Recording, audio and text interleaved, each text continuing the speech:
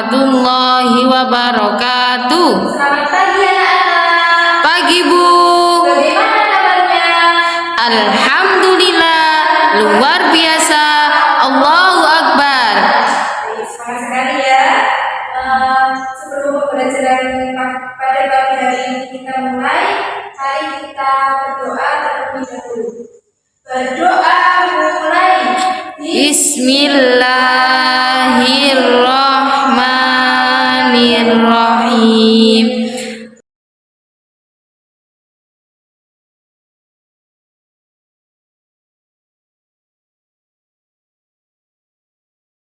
Amin.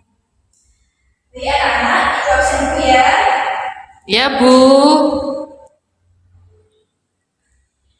Yang pertama, Niki, Hadir. Hani, Hadir. Sumaro. Hadir. Alhamdulillah, ada semua ya. Ya Bu.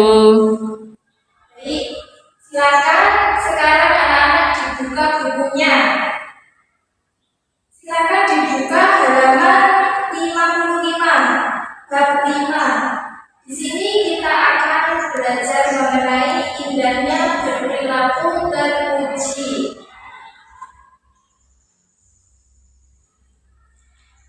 Sudah anak? Sudah Bu. Baik, di sini Ibu punya sebuah gambar. Ada yang tahu ini gambar apa? Ayo. Kisah Bilal bin Rabah Bu. Ya, betul. Ini adalah Bilal bin Rabah. Beliau ini adalah seorang muadzin Rasulullah Muhammad SAW. Nah, beliau ini memiliki kisah yang sangat menarik sekali. Dan kisah Apa Bu? ya pokoknya menarik sekali. Nanti Ibu akan tampilkan video kisah tentang Bilal bin Rabah. Ya. Baik, langsung saja ya, Ibu akan menampilkan video mengenai kisah Bilal bin Rabah. Silahkan disimak baik-baik. Nanti Ibu akan memberi kalian pertanyaan. Ya, Kakak sudah siap? Siap Bu. Oke, baik.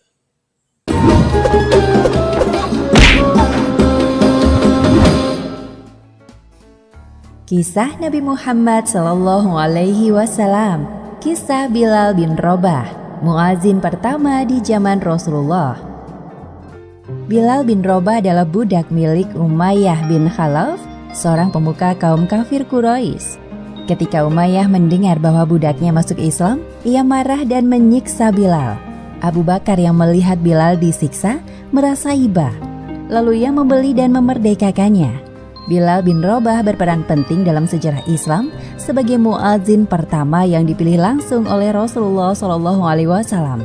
Namanya Bilal bin Rabah. Ia lahir dari rahim seorang ibu bernama Hammamah 43 tahun sebelum Hijriah di daerah As-Sarah. Sedangkan ayahnya bernama Rabah. Hammamah adalah budak wanita berkulit hitam. Maka kerap kali Bilal dijuluki Ibnu Sauda, yang artinya putra wanita hitam. Bilal tumbuh besar di kota Ummul Qura, sebuah daerah di Mekah sebagai budak keluarga Abu Dar, mengikuti ibunya. Namun ketika majikannya meninggal, mereka mewariskan Bilal kepada Umayyah bin Khalaf dari Bani Jum'ah. Majikan baru Bilal ini merupakan salah satu pemuka kaum kafir Quraisy.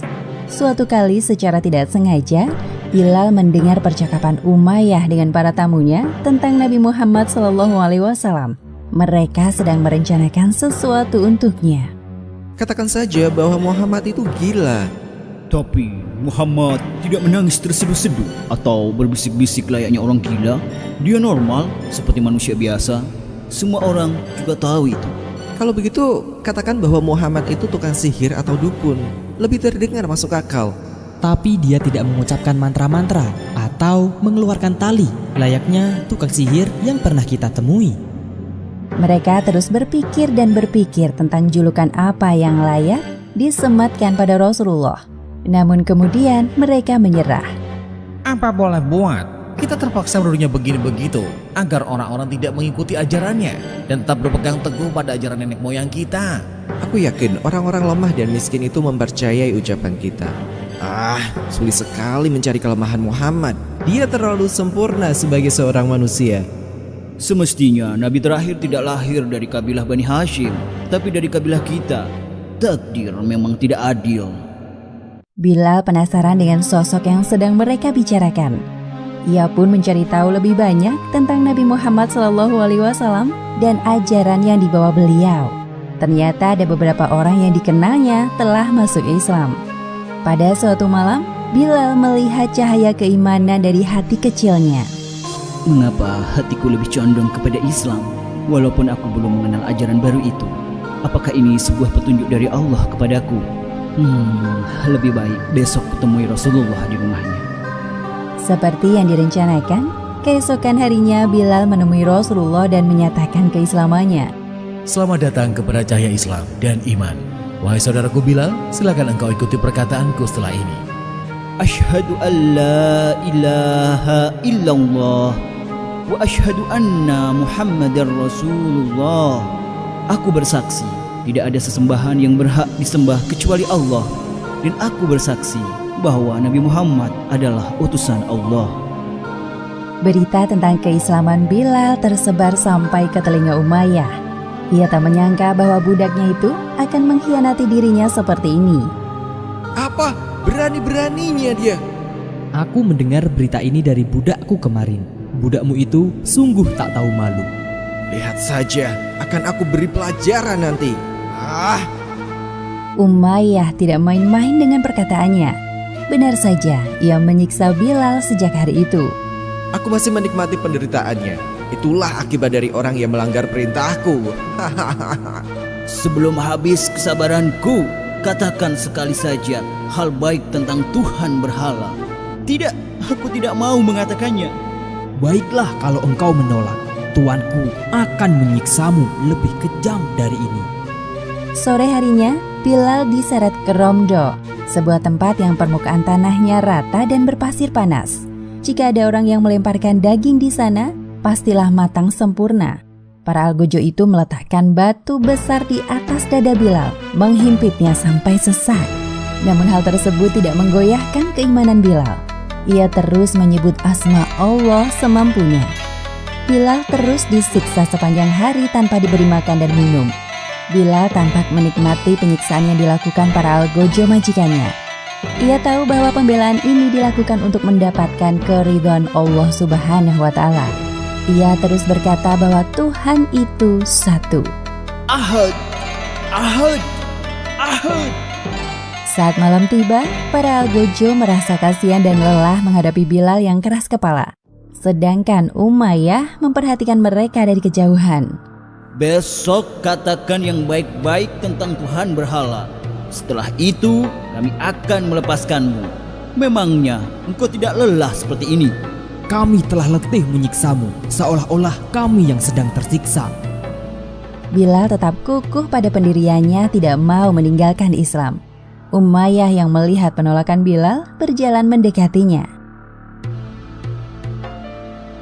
Dasar budak celaka. Aku ingin peristiwa ini disaksikan oleh para budak yang melawan perintah majikannya. Kejadian yang sama berulang di hari berikutnya. Terkadang Umayyah sangat kesal terhadap Bilal sampai menyuruh anak-anak untuk menyeret Bilal keliling perbukitan dan jalanan Mekah. Sepanjang perjalanan, bibir Bilal terus menggemakan asma Allah. Orang-orang yang melihat Bilal merasa kasihan, namun tidak bisa berbuat apa-apa.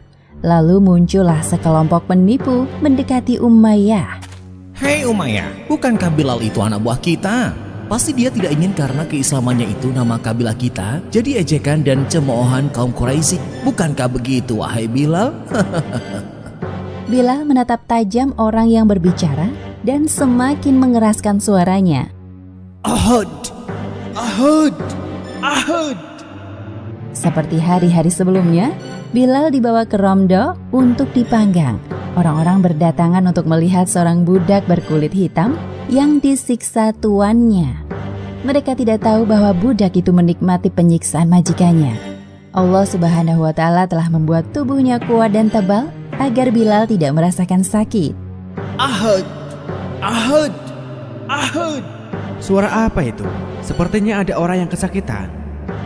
Abu Bakar yang mendengar rintihan Bilal bergegas mendekati kerumunan. Sudah berapa lama ini terjadi? Sejak budak itu menyatakan keislamannya, dia disiksa seperti ini. Tapi anehnya, dia kuat bertahan sampai sekarang. Budak memang seharusnya menuruti perintah majikan. Lagi pula, untuk apa dia masuk Islam jika akhirnya disiksa seperti ini? Abu Bakar sangat menyesal baru mengetahui penyiksaan Bilal hari ini. Harusnya aku lewat daerah ini sejak kemarin. Sungguh saudaraku Bilal yang malang. Abu Bakar mendekati Umayyah dan mencoba menawar Bilal. Wahai Umayyah, engkau sungguh kejam terhadap budakmu sendiri. Tidak takutkah engkau kepada hari pembalasan? Perbuatanmu ini sungguh tidak manusiawi. Meskipun dia budakmu, dia juga manusia sama seperti kita. Enak saja engkau bicara. Dia tidak sama sepertiku. Dia sama seperti engkau. Jadi sekarang engkau yang harus bertanggung jawab atasnya. Ini terjadi karena perbuatan saudara seimanmu. Baiklah, akan kubeli budakmu. Sekarang tolong hentikan siksaan kejam itu padanya. Umayyah yang mendengar penawaran Abu Bakar merasa sangat lega. Akhirnya, satu bebanku terlepas juga. Lelah juga aku menyiksa Bilal. Sebaiknya aku jual saja budak sialan itu dengan harga yang mahal kepada Abu Bakar. Katakan, berapa engkau menjualnya? Berikan padaku 9 uqiyah emas. Ini, ambillah. Kemudian Bilal dituntun oleh Abu Bakar meninggalkan tempat penyiksaan itu. Umayyah yang melihat keduanya malah mencemooh. Wahai Abu Bakar, demi Tuhan Lata dan Uzza, jika engkau hanya sanggup memberikanku 1 uqiyah saja, aku juga akan melepaskannya. Abu Bakar yang mendengar cemoohan Umayyah langsung berbalik badan dan membalasnya. Hal itu ia lakukan untuk menjunjung tinggi kehormatan saudaranya seiman. Demi Allah, jika engkau menjualnya 100 uqiyah pun, aku tetap akan membelinya. Tidak hanya Bilal, penyiksaan juga terjadi pada budak-budak dan sahabat muslim yang tidak memiliki perlindungan yang kuat. Wahai Rasul, aku baru saja membebaskan seorang budak yang disiksa majikannya karena masuk Islam. Namanya Bilal. Iya, aku ingat dia. Sekarang bagaimana keadaannya? Sekarang dia aman bersamaku. Terima kasih wahai sahabatku, engkau sungguh berarti mulia. Ternyata tidak hanya Bilal, para budak lain dan orang-orang miskin menjadi santapan kaum kafir untuk melawan kita. Pada tahun ke-13 kenabian, Bilal hijrah ke Madinah bersama kaum muslimin. Sekarang ia tinggal di kediaman Abu Bakar dan Amr bin Fihr. Pernah suatu ketika, Bilal merasakan kerinduan terhadap kampung halamannya di Mekah. Terkadang ia melantunkan syair sebagai ungkapan kerinduan. Duhai malangnya aku, akankah suatu malam nanti aku bermalam di Fak, dikelilingi pohon idzikir dan jalil? Akankah suatu hari nanti aku minum air mijannah? Akankah aku melihat lagi pegunungan Syamah dan Taufil? Selain merindukan lembah dan pegunungannya, Bilal juga merindukan kenikmatan iman saat disiksa oleh majikannya. Peristiwa itulah yang membuatnya semakin mencintai Islam. Sekarang di Madinah, Bilal dapat hidup tenang bersama Rasulullah. Kemanapun beliau pergi, Bilal selalu mengikuti. Bahkan saat pembangunan Masjid Nabawi selesai, Rasulullah menunjuk Bilal sebagai muazin. Nabi Muhammad menjelaskan tentang keutamaan sholat berjamaah, sebagaimana yang disebutkan dalam hadis riwayat Bukhari nomor 645 dan Muslim nomor 650. Wahai umatku, sholat jamaah lebih baik 27 derajat dibanding dengan sholat sendirian. Wahai Rasul, bagaimana cara kita dapat sholat berjamaah jika rumah kita saling berjauhan? Dalam hal ini, kita membutuhkan sebuah penanda masuknya waktu sholat agar bisa datang ke masjid bersama-sama. Jadi, tidak ada yang tertinggal sholatnya. Iya, engkau benar. Mari kita bicarakan hal ini besok. Keesokan harinya, Nabi Muhammad dan beberapa sahabat bermusyawarah mencari solusi. Seorang bernama Abdullah ibnu Zaid menceritakan tentang mimpinya semalam. Wahai saudara-saudaraku, semalam aku mendapatkan pertanda lewat mimpiku. Seorang manusia berpakaian serba hijau membawa lonceng di tangannya, melewatiku sambil membunyikan lonceng. Lalu aku menghentikannya dan bertanya, "Hai hamba Allah, apakah lonceng itu akan dijual?" Akan kamu gunakan untuk apa? "Untuk memanggil kaum muslimin menuju sholat." Maukah engkau kutunjukkan yang lebih baik dari itu? "Ya, baiklah." Hendaklah kamu ucapkan, Allahu Akbar, Allahu Akbar. Asyhadu alla ilaha illallah, asyhadu alla ilaha illallah, asyhadu anna Muhammadar Rasulullah, asyhadu anna Muhammadar Rasulullah. Hayya 'alas shalah, hayya 'alas shalah, hayya 'alal falah, hayya 'alal falah. Allahu Akbar, Allahu Akbar. La ilaha illallah. Wahai Abdullah ibnu Zaid, mimpimu adalah sebuah petunjuk bagi kita. Sekarang aku akan memilih seseorang yang tepat untuk mengumandangkan azan. Siapakah orang itu, hai Rasul? Dia bekas budak Umayyah yang telah dimerdekakan Abu Bakar. Dia Bilal bin Robah. Ia terkenal teguh berpendirian ketika mengucap ahad, ahad di tengah siksaan yang dideritanya. Ya, suaranya juga merdu dan lantang. Bahkan tempo hari aku pernah mendengarnya bersyair. Setelah menunjuk Bilal sebagai muazin, Nabi Muhammad mengutus seseorang memanggil Bilal ke hadapannya. Tolong panggilkan Bilal kemari. Baik, wahai Rasul. Wahai Bilal, sekarang engkau memiliki tugas baru. Apa itu wahai Rasul? Mulai saat ini, setiap kali masuk waktu sholat, engkau harus naik ke menara masjid mengumandangkan azan. Azan adalah pemberitahuan kepada umat Islam untuk melaksanakan sholat 5 waktu.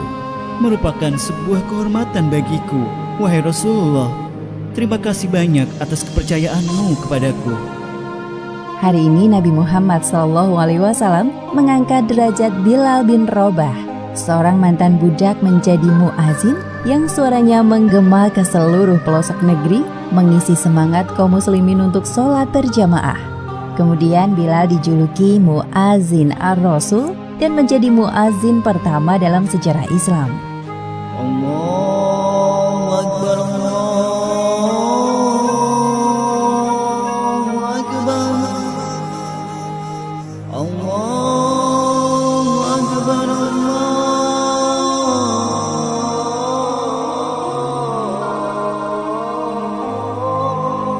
Akbar. Asyhadu an la ilaha illallah.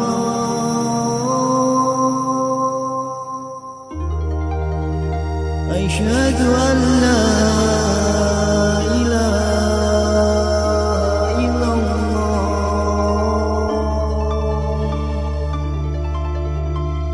Demikianlah sepenggal kisah tentang Bilal bin Robah, muazin pertama di zaman Rasulullah. Hikmah yang dapat kita ambil dari kisah ini: pertama, hendaknya kita mencontoh sosok Bilal yang tidak goyah meskipun disiksa demi mempertahankan keimanannya kepada Allah Subhanahu wa Ta'ala. Dan kedua, sebaiknya kita mengutamakan sholat berjamaah 5 waktu dalam sehari. Jangan sungkan untuk mengajak keluarga atau teman sholat berjamaah, karena selain amar ma'ruf, kita juga mendapat pahala yang berlimpah dari sholat berjamaah. Wallahu a'lam bishawab. Jadi anak-anak, itu tadi video yang sudah saya tampilkan. Sekarang Ibu mau bertanya kepada kalian,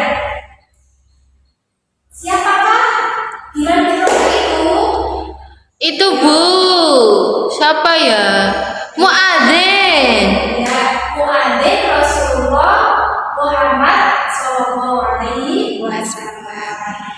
Kemudian siapa nama ayahnya? Siapa ya Bu? Saya kok agak lupa. Lupa. Robah ya Bu? Ya, betul sekali. Sedangkan ibunya siapa namanya? Ayo. Itu Bu, Mama gitu loh. Hama. Mama, iya Bu. Hamama. Kemudian mengapa Bilal bin Robah disiksa oleh orang-orang kafir Quraisy? Ayo. Ada yang tahu? Gak tahu Bu. Karena kaum Quraisy sangat marah ketika melihat Bilal bin Robah masuk Islam.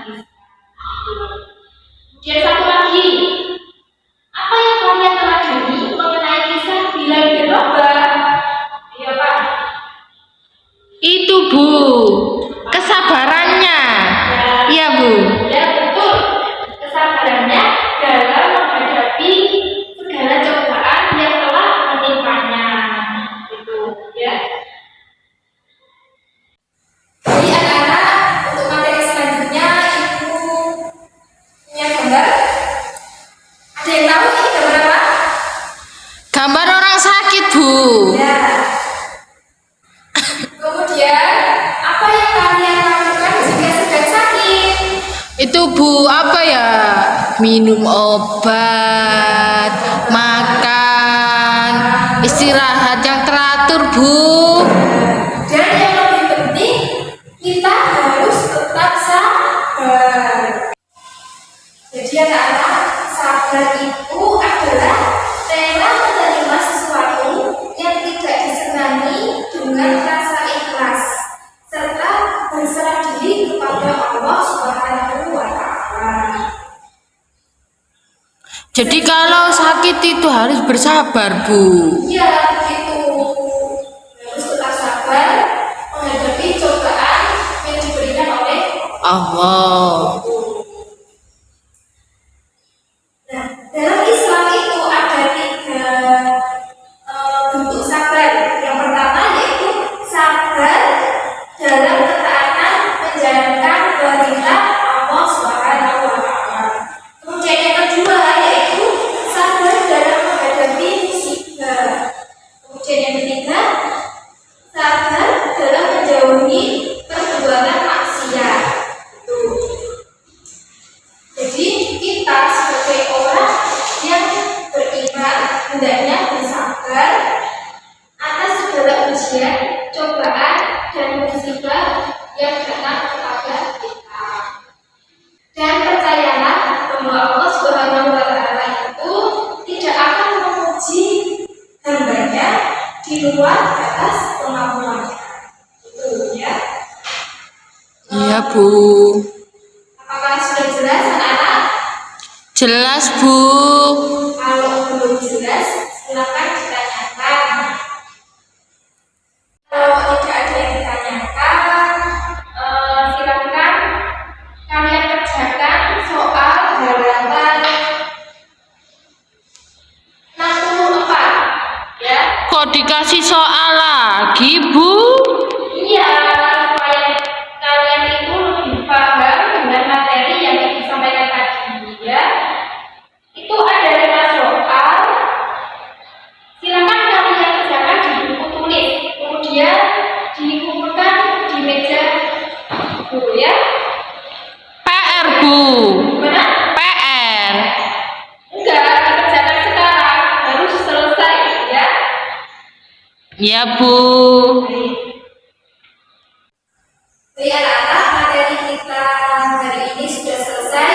Sekarang Ibu akan memberikan kalian PR, ya. Kok PR terus ya Bu? Tadi katanya minta PR. Ya. Silakan kalian menyimpulkan dari kisah Bilal bin Rabah tadi, ya. Silakan meringkas, ditulis di buku tulis, dikumpulkan minggu depan. Sudah jelas anak-anak? Sudah Bu.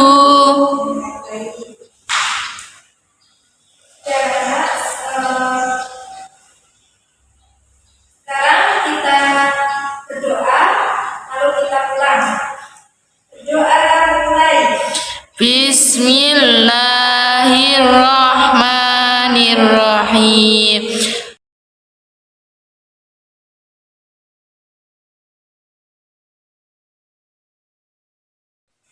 Jadi anak-anak, ibu-ibu, wassalamualaikum warahmatullahi wabarakatuh. Waalaikumsalam warahmatullahi wabarakatuh.